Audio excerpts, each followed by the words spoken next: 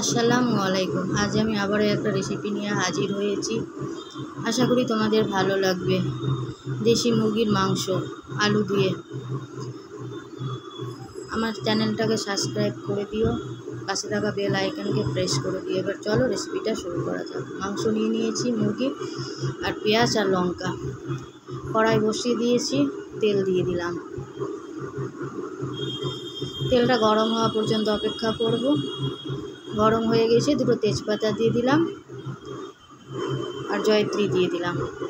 পেঁয়াজ আর কাঁচা লঙ্কা কাটাটা দিয়ে দিলাম। এটাকে সামান্য একটু ভাজবো, বেশি ভাজতে হবে না। এবারে মাংসটা দিয়ে দিলাম, দিয়ে এটাকে মিক্সড করে নেব।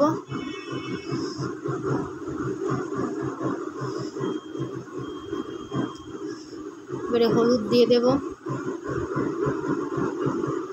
লবণ দিয়ে দেব, দিয়ে মিক্সড করে নেব।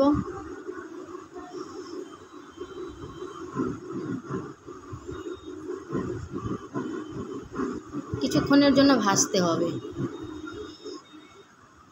এবারে সামান্য একটু জল দেব।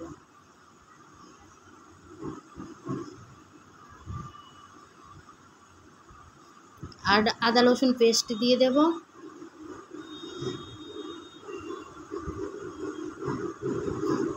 আর কাশ্মীরি লাল লঙ্কার গুঁড়ো দেব,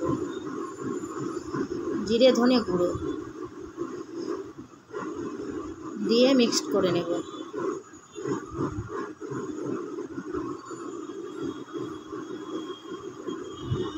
এবারে চিকেন মশলা দিলাম, সেটাকেও মিক্সড করে নেব।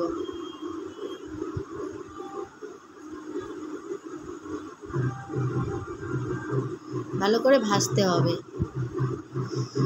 ভাজা হয়ে গেছে, আমি আলু ভেজে রেখেছিলাম, সেটা দিয়ে দেব। সেটাকে দিয়ে ভালোভাবে ভাজতে হবে।